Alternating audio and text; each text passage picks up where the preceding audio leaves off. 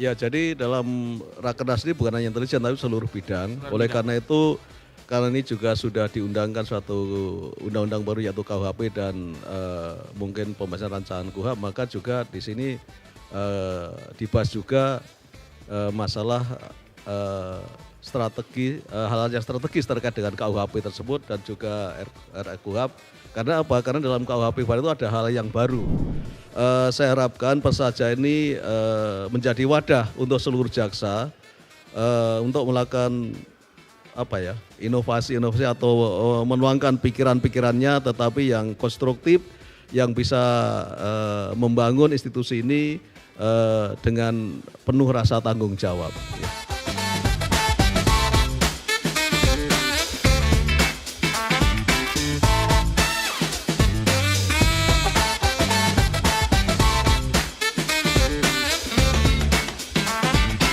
Hai sobat Puspenkum, kembali hadir pojok Puspenkum di tengah-tengah keceriaan Rakernas 2023. Coba sampai belibet 2023. Dan suksesnya pembukaan Rakernas tadi pagi pasti hasil kerja keras panitia. Benar nggak Sinjel? Luar biasa Pak, dari pagi sampai udah siang hari ini. Benar, meriah sekali acaranya. Iya. Dan kita lihat peserta nggak ada yang ngantuk loh. Benar banget. Iya, karena ketua penyelenggara Rakernas itu turun langsung di lapangan tadi teriak. Siap. Kalau enggak gitu gak ada yang masuk gitu. Luar biasa. Dan hadir di tengah kita tentunya narasumber yang ada kaitan dengan penyelenggaraan Rakernas ya. Iya Gel, benar ya. banget. Pak Dan Amirianto selaku Bapak Ketua Jaminten. Umum Penyelenggaraan Rakernas 2023. Kali ini rada beda ya Pak, kali ini ada beda. tepuk tangannya dari Ada luar penonton ya. bayaran. Ya, boleh sekali lagi ya. Kenapa ini penonton Iya. bayarannya rame di sini? Iya benar. Yang hadir ini mantan Kapus Penkum. Benar. Loh, mantan Kabak Pengembangan. Iya. Dan tadi ada request dari Pak Kapus Penkum juga katanya kalau untuk yang ini terserah 7 jam ke depan bisa. Boleh. katanya. Selamat datang Pak. Selamat datang Ya, Bapak. terima kasih Mas Dedi, Mbak Angel, Angel. Bapak. Pak, kita ini hadir di tengah-tengah booth-nya Puspenkum Pak. Yang merupakan dukungan dan supporting arahan dari Pak Jam Intel. Nah, di kesempatan yang berbahagia ini Pak, bagaimana yang Bapak rasakan tentang publikasi di tengah-tengah masyarakat Pak? Sebetulnya publikasi sudah bagus ya. Terbukti memang salah satu tolok ukurnya ya itu hasil survei bahwa kinerja kejaksaan itu dinilai masyarakat paling tinggi dari penegak hukum yang lain. Ini tentu saja salah satu adalah kerja keras daripada Puspenkum yang memberitakan kinerja kejaksaan itu. Namun demikian bahwa saya kira kinerja ini tidak bisa ukur, tidak boleh puas sampai di situ, harus terus ditingkatkan. Oleh karena itu walaupun saya sudah menilai bahwa Puspenkum sudah bagus, oleh karena itu harus terus kita bekerja keras, jangan sampai bosan untuk meningkatkan kinerja Puspenkum. Siapa Pak? Pak Amir, kita ngelihat bahwa Rakernas tahun ini kan berbeda polanya dengan tahun sebelumnya. Kira-kira sebagai Ketua Umum Penyelenggara Pak, apa harapan Bapak dalam pelaksanaan Rakernas ini nanti? Harapannya yaitu bahwa dalam Rakernas ini yang pertama dari Rakernas ini bisa menyusun laporan kinerja tahun 2022 yang paling tidak akuntabel ya. Berikutnya juga bisa menyusun kebutuhan real dan program kerja yang baik untuk tahun anggaran 2024 itu. Selain itu juga menjadi pembelajaran untuk seluruh para pegawai struktural, baik itu di Kejaksaan Agung, Kejaksaan Tinggi maupun Kejari, untuk belajar bagaimana membuat suatu laporan tahunan yang lengkap, kemudian juga akuntabel, dan juga bagaimana cara menyusun program kerja dan kebutuhan real anggaran sehingga benar-benar mencerminkan pelaksanaan TUSI maupun program-program nasional. Kita ada yang, menurut saya gini Pak, dalam kepanitiaan Rakernas kali ini ada yang berbeda kalau menurut saya Pak. Yang berbeda itu pembentukan panitianya itu apa benar-benar terstruktur gitu Pak, nggak terlalu banyak dalam panitiaan itu Pak. Ini sebenarnya dibangun konsep semacam itu untuk tujuan apa sih Pak? Sebenarnya dalam bekerja ini kan yang penting efektif dan efisien. Oleh karena itu percuma kita membuat suatu panitia yang banyak tetapi tidak kerja itu aja, Pak, ya? Yang kerja hanya sedikit. Oleh karena itu ya sedikit saja sehingga kita memonitor kemudian mengarahkan kemudian mengawasi itu lebih mudah. Kan lebih mudah sedikit orang daripada banyak orang. Nah, kalau banyak orang melihat pun mata sudah sepet. Iya benar-benar Pak, siap. Jadi kalau ngomongin capaian kinerja intelijen, Jel, kamu di daerah merasakan nggak sih banyaknya penangkapan DPO, banyaknya proyek strategis nasional yang dilakukan pengawalan itu. Terasa nggak sih kalau di daerah itu, Jel? Terasa banget Pak. Terasa ya? Khususnya, Mbak Ijel dari mana? Dari siap daerah? Pak, saya dari Badung Pak, Bali. Oh dari Bandung, saya kira dari Papua. Badung Pak. Siap. Kalau melihat, mohon maaf, rambutnya itu antara perbatasan Papua dengan Maluku. Memang asli Siap. Papua Pak, asli Papua Pak. Jadi sebenarnya itu tujuannya Pak, supaya Bapak ingat saya terus, jadi yang keriting pasti Angel gitu. Papuanya dari mana? Siap, saya Jayapura Pak, asli Serui Pak. Jayapura. Siap. Kalau saya dulu di Irian hampir 5 tahun juga. Bapak ya Pak ya, Dirian Pak ya. Siap. Di Biak dan Manokwari. Wah, luar biasa. Saya CPNS-nya di Manokwari Pak. Siap. Pak Jamintel, dalam Rakernas ini ada hal baru nggak sih Pak yang disusun atau mungkin direncanakan oleh jajaran Jamintel Pak?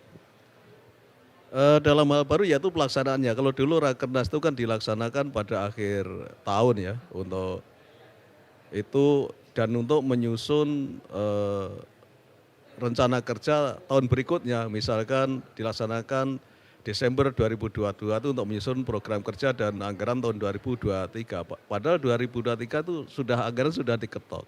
Nah oleh karena itu maka dirubah sekarang di awal tahun ini adalah sebenarnya di awal tahun sehingga untuk tadi menyusun mengevaluasi kinerja tahun 2022 dan juga menyusun program kerja dan kebutuhan real anggaran tahun 2024. Termasuk penguatan intelijen dalam Undang-Undang Nomor 11 tahun 2021 Pak ya. Di situ kan banyak tugas dan fungsi intelijen yang mungkin bisa mendukung optimalisasi capaian kinerja kejaksaan Pak. Ya jadi dalam Rakernas ini bukan hanya intelijen tapi seluruh bidang. Oleh karena itu karena ini juga sudah diundangkan suatu undang-undang baru yaitu KUHP dan mungkin pembahasan rancangan KUHP, maka juga di sini dibahas juga masalah strategi hal-hal yang strategis terkait dengan KUHP tersebut dan juga RKUHP. Karena apa? Karena dalam KUHP baru itu ada hal yang baru yang memang dalam KUHP yang lama belum ada, tapi mungkin diambil dari doktrin-doktrin atau teori-teori yang masuk di situ ya.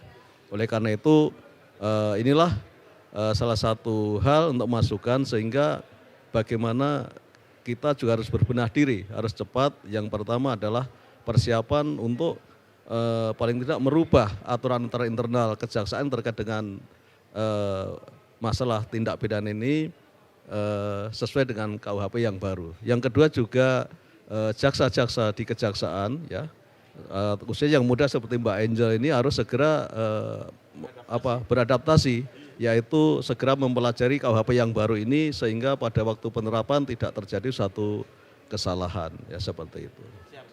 Bapak izin, sekarang saya mulai masuk di bidang intelijen secara khusus ini.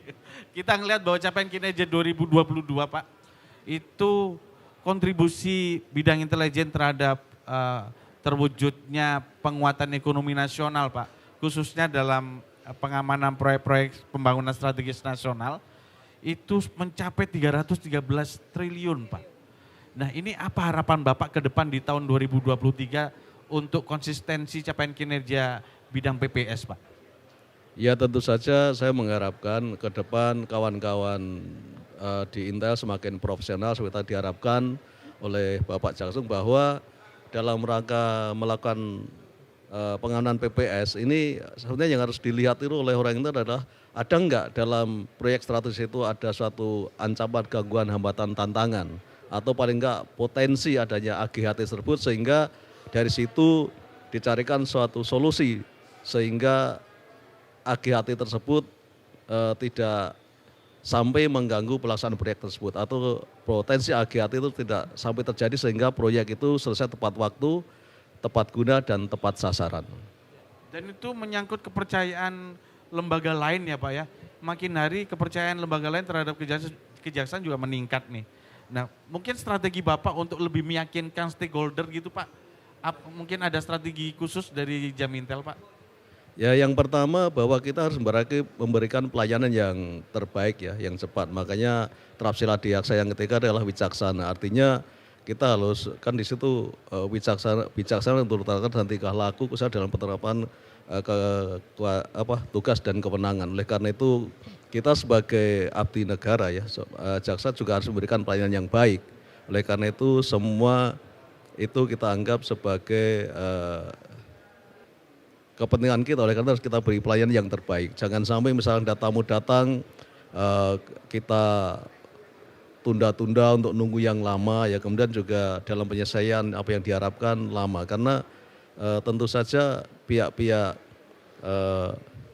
BUMN atau kementerian itu minta tolong minta pengamanan kepada kita itu untuk segera proyek itu cepat selesai. Nah oleh karena itu di sini saya tekankan bahwa seluruh jajaran intelijen khususnya di Direktur kalau di tingkat Kejaksaan Agung ya, itu untuk memberikan suatu pelayanan yang terbaik kepada para pemohon tersebut. Oke. Bapak, upaya preventif yang dilakukan oleh Kejaksaan terhadap penyimpangan perilaku para pegawainya itu sangat intensitasnya terus dilakukan oleh jajaran Jamintel dan pengawasan Pak. Namun dalam kenyataannya juga masih ada aja oknum-oknum di internal kita yang masih melakukan pelanggaran-pelanggaran disiplin, integritas, segala macam. Dengan eksistensi Satgas 53 sendiri Pak, seperti apa nanti ke depan untuk makin mencegah terjadinya penyimpangan Pak? Ya, sebelumnya makanya inilah yang harus kita hilangkan, bahwa salah satu fungsi intelijen adalah melakukan pengamanan sumber daya organisasi. Oleh karena itu saya harapkan seluruh jajaran intelijen di daerah itu untuk melakukan PAM SDO terhadap semua kegiatan yang dilaksanakan oleh di kejaksaan itu. Itu yang pertama. Yang kedua harus menghilangkan statement bahwa kalau kita melakukan PAM SDO dikira nanti menginteli bidang yang lain. Demikian juga bidang lain juga harus merasa bahwa dilakukan PAM SDO bukan berarti diintelin. Tapi kalau saya kira kalau bekerjanya benar, baik, saya kira tidak masalah. Nah oleh karena itu saya kira yang sering merasa diintelin oleh bidang intelijen itu adalah kemungkinan kerjanya ya kurang beres. Nah itu. Nah oleh karena itu maka saya selalu menekankan kepada jajaran intelijen untuk meningkatkan PAM SDO, dan apabila menemukan dugaan suatu penyimpangan maka segera laporkan kepada pimpinan untuk diambil suatu tindakan seperlunya. Terkait dengan capaian kinerja tabur, Angel, kamu ada yang mau ditanya nggak sama beliau? Ya Pak, mungkin kalau dari Angel, karena tadi Pak Dedi udah fokus ke bidang intelijen, saya juga mau tanya terkait harapan Bapak selaku Ketua PJI Pak. Mungkin personnya... Persaja loh sekarang, bukan PJI lagi. Persaja, oh iya Persaja. Mungkin harapannya setelah Rakernas ini tuh seperti apa Pak terhadap jaksa-jaksa khususnya Pak? Sebenarnya dalam Rakernas ini tidak ada kaitannya dengan secara langsung ya dengan Persaja, tetapi bahwa keberadaan Persaja ini harus bisa mendukung untuk penguatan organisasi kejaksaan, baik khususnya dalam pelaksanaan. Oleh karena itu dalam kesempatan ini yang masih hangat yaitu bahwa telah diundangkan KUHP yang baru. Oleh karena itu saya mengharapkan seluruh jaksa mulai saat ini sudah mempelajari KUHP tersebut dan mendiskusikan sehingga nanti bisa menerapkan KUHP itu dengan baik dan benar dalam rangka penanganan tindak pidana yang ditangani oleh para jaksa tersebut. Ya. Nah ini sekarang pertanyaan terakhir nih Pak, karena Bapak sibuk sekali sebagai ketua. Izin Pak, Rakernas sedang berlangsung. Ada pesan untuk para peserta Rakernas Pak? Ya pesan saya bahwa dalam trikrama adiaksa yang kedua itu kan bekerja untuk memperoleh hasil yang sempurna. Ya. Nah untuk bisa bekerja sempurna itu harus berunsur utama kebenaran rasa tanggung jawab. Menurut saya orang bisa dikatakan bertanggung jawab itu minimal ada 3 unsur yang harus dimiliki.